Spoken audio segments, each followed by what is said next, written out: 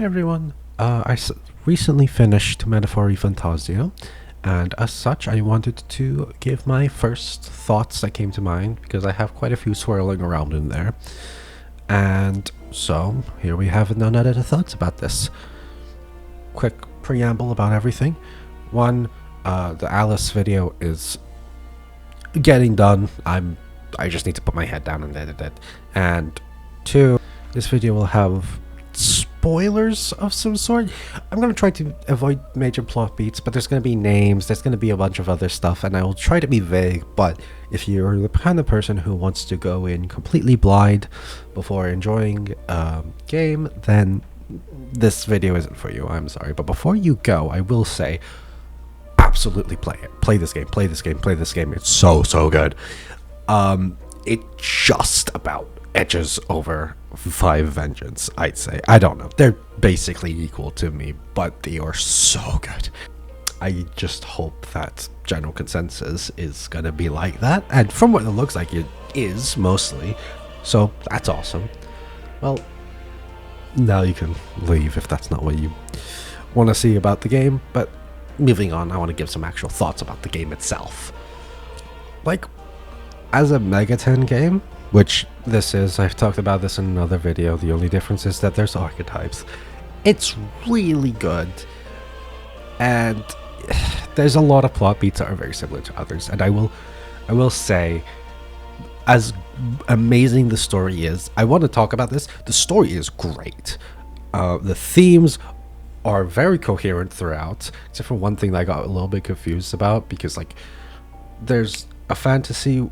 So wait, the story was made about a real place, which is basically our real world. But then they say that like inequality doesn't exist, which like it very much does. So what did you mean by that, game? But then it turns out that's actually a fantasy novel. So was it slightly different in that sense? But also the protagonist says it's like not that good. Whatever. My brain is working on overdrive right now. Whatever. The story is really good. There's a lot of very obvious nods to other titles, or they're just similar plot beats.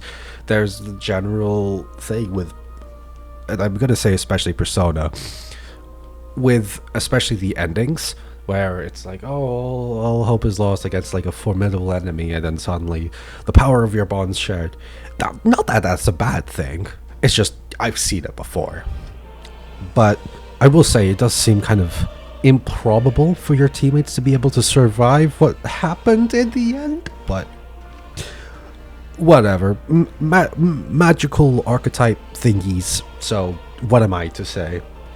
I wanted to also talk about the section in the game. I want to talk about a specific section of the game, actually. In the Etria Trials, which, if you don't know what that name is, don't worry about it. In the trials, there was a part that was very obviously a Megaten nod, but also later on gave a lot of story questions which were confirmed to be real, where it's like, this is SMT4 too, isn't it? Which, yeah, it kind of is. Not canonically, obviously, but it's really similar, and it does actually tap into one of the things I wish that they got into more with SMT4, which was the actual story surrounding about the people. Like, SMT4 is amazing, don't get me wrong, but after the ending, it's just like, okay, so you want these people from Mikado to survive in Tokyo, despite the fact not even like a week earlier they were ready to call them demons or didn't even believe they existed. It raises a lot of questions, and I think Metaphor actually expands on that ending a bit more and shows even the world before, because I think SMT4 just kind of dances around what actually happened outside of the DLCs, which kind of sucks. But Metaphor expands on that in its own world, and I'm happy it does that. Other than that, I wanted to also talk about the bonds. So, unlike Persona, Metaphor has bonds which are better. I'm going to say this right now. Bonds are better than social links. Why? They are the exact same thing. But bonds only take 8 meetings to do and just kind of happen whenever, whereas social links take a lot of work.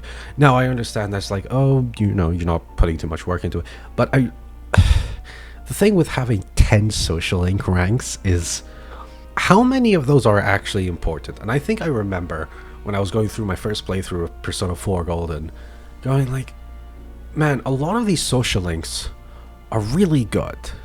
Some of them are bad, sure, but the ones that are good are really good. But do they really need 10 ranks? And I've noticed a pattern where in every social link, if they're really good and they have a lot of major plot beats, even then, they're always going to have at least 2 which are complete nothing burgers. And that seems like the magical number, and I think Atlus saw that too and changed that for the bonds, which is great to see. It doesn't just make it completion easier, like I got max bonds on my first playthrough, but it makes it so that there's a lot less meandering about nothing, and you get to the actual emotional core of things. Like, it's great, you get to hang out with the Cheems, but like, I want to know what makes her tick. I want to know what she thinks, why she wants to protect the city and all of that stuff. I can hang out with them in like some other time when after I rank it up, but it's like, why are there these nothing burgers? And Metaphor fixes that. Another thing I wanted to say is the party members and the kind of total shift. I know a lot of people. I know an adult party member cast for Persona has been a hot button issue for a while now, and I mean, we get that with this, and honestly, it's a lot better in a lot of ways. I think the argument against it was always like, oh, you have nothing to do with it as an adult, which is like, I think the best argument against it is you can have any type of job, but even then, come on, adults get up to cool adventures, okay? We do things. But I think this has been a huge boon in here, because one, there's a lot less disgusting shit I don't want to see, you know, and two, there's a lot less, at least the tone is different. Maybe it's because of the, you know, themes of the game and the tone and everything, but there's a lot less just clowning on members that you could enjoy and like. There's a lot less, a lot of people are going to know this, but like in Persona 5, there's a bunch of random like clowning on Ryuji, which like, I get it, he's the haha funny member, but it's really, you're supposed to be friends and you beat his ass because he just saved you. I know that's a whole other issue, but still, it's just like, ugh. And I don't really see any of that. I haven't seen any of that. Maybe in the ending, like, Hulkenberg, like, pushed Stroll to the side, but that's it. Like, they all respect each other, and I think that's a pretty good change. So, I mean, should Persona change into a full adult party member? I don't know. Maybe, maybe not, but it's worth a shot. Maybe it just doesn't transfer over to real world as well as it does for, you know, fantasy. But that's it for the adult party member thing. I wanted to also talk about Luis. As a main villain, he's so good. That is with the caveat I'm going to need to talk about. He's Lucifer. He's just Lucifer. One, he has the exact same ideals as Lucifer. Freedom and strength. Like, come on, guys. That's just SMT Lucifer. Two, his name's Luis. Like, and three, well, I'm gonna... Slight spoilers, but the final boss... I did, like, the Leonardo DiCaprio, like, fucking gif, where I was like, oh shit, that's a reference to not Paradise Lost. Why do I keep thinking it's Paradise Lost? Dante's Inferno, the Divine Comedy. That's, you know, how Lucifer looks like in that book. That's so cool. But as a villain, Luis is really good, and I think, honestly, better than if they just made Lucifer as a main villain. It's actually surprising. Lucifer was never really a main villain in any Megaten game, which makes sense. It's a, you know, punk thing, so He's probably just like some insurrectionist that actually like is more of a structuralist or something like that. But within here, it's a lot better. Like in SMT1, not a villain. SMT2, not really. 3, no, that was more Kagutsuchi. Like, no, at best, he's just like some nuisance, or like a way to prove your might. He was never really the main villain that you're going up against, and as someone going for a royal throne, it makes sense. And I think this is done better than if it was just Lucifer. That is because he has actual morals. Not really. He has the exact same morals as Lucifer, but you can see where they came from. I'm not going to go into spoilers on why that is, but at the very least, you can empathize, or, well, the protagonist can sympathize with that, as they went through the same thing. And it shows, like, kind of like with Adachi and you. It's like these people went through pretty similar issues and went through it completely different people because one of them chose to do something about it instead of just accepting things as they are. I think that's awesome. Which is weird because there is like a shadow you in like a secret boss, which I did, but whatever. It's interesting, and I think it's done better than Lucifer. That being said, he is scary. He is very scary. Except for when you first fight him. When you first fight him, he's a fucking joke. I think it took me like 3 turns to beat him. Maybe it was supposed to be that way, but Jesus. I also wanted to talk about... I want to go into the nitpicks now. There's a lot of other stuff that I think is really, really great, but... I was talking about the final boss, and that just kind of brought back something. This game is so stingy with MP. Maybe it's because I suck ass, and that's probably like most of the reason, let's be real here. But, oh my god, it's so stingy with the MP you use. So, for context, my party members, and I was using their, ultimate royal archetypes for this, were Stroll, Yuffie, and Juna. Amazing team. They stomped everything within 3 turns. They just can't survive for long. And you may think, oh, it's because Yuffie like uses larger magic. No, she was actually surviving with magic, the MP the most.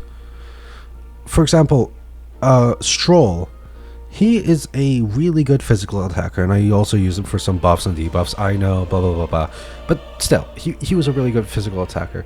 But even if I just used him for physical attacks, which, by the way, physical attacks cost MP in this game, except for one archetype, which is the brawler, which I'm pretty sure the game wants you to give to him for the game. But even then, his own royal tree and his royal archetype all want him to have MP physical still. So I'm going to be talking about that, because by the end of the game he was level 70 for me, and he had about 250 MP. And then he had Hasutobi, which is 80 MP.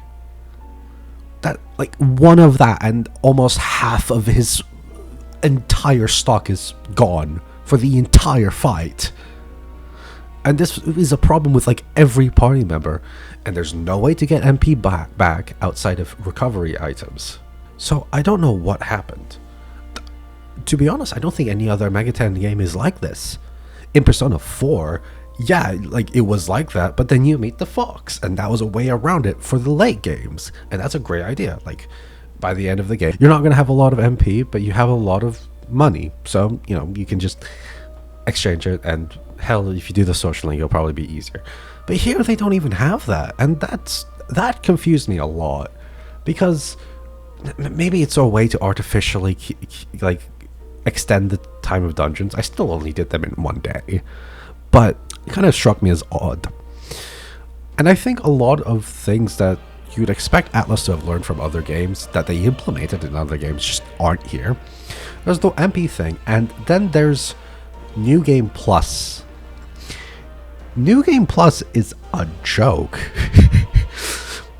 I just started it, and I haven't gone that far in it, but like, let's be real here. I've gone far enough that if these features don't show up, haven't showed up yet, then that's in question itself. One, there's compendium. There's no compendium. All of your archetypes are just gone. Once you unlock them, yeah, sure, you have all the levels you had on them and all the skills, but you still have to go through all of the social links and all of the other stuff that you need to acquire those archetypes in the first place. And for some of the archetypes, like the prince, that's locked until near the end of the game. So if you were like me, you were building that up, that's gone. You can't use that until the end of the game for your new game plus route. Why?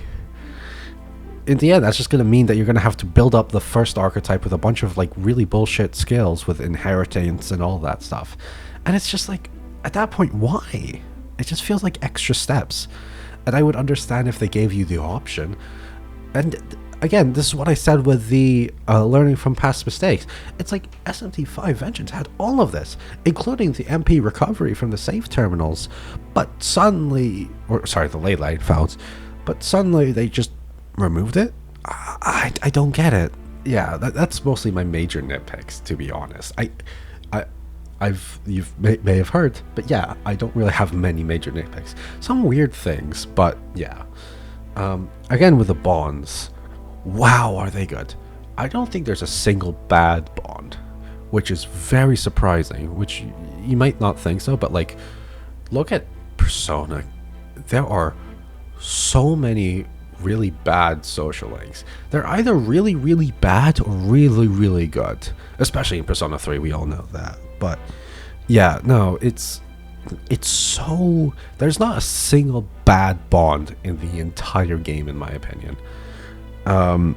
They're all really, really good. And I think it's mostly just because you have an adult cast. You have much deeper issues to get into, and there's no more just like, oh, we're going shopping today for a rank or anything like that. You have like deep conversations about very interesting things, and there's a lot of allegories and stuff there that I think are really cool and interesting.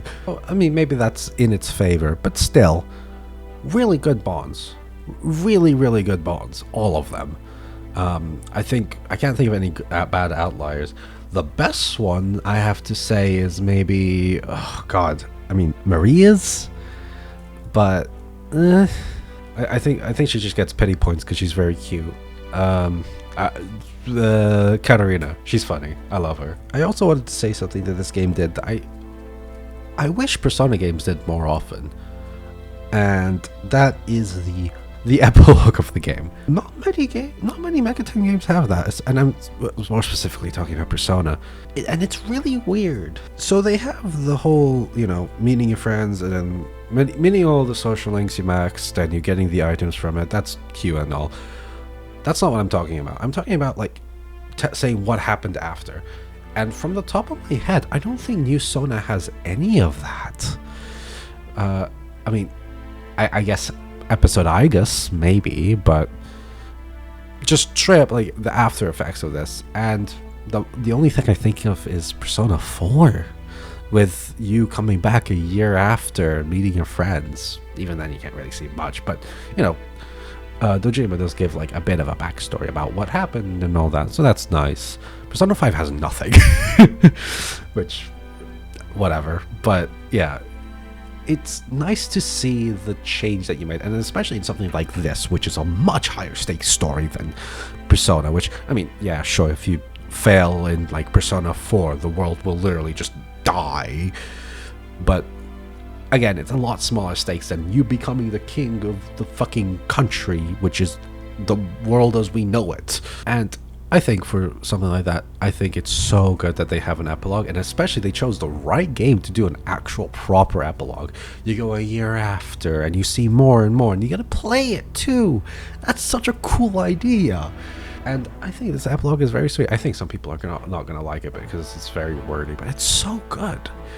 And it's very sweet to see. It's kind of weird they haven't done that before, to be honest, especially with Persona, where it has to do with all your bonds and seeing them later. It's like, hey, can you show me how we changed the world?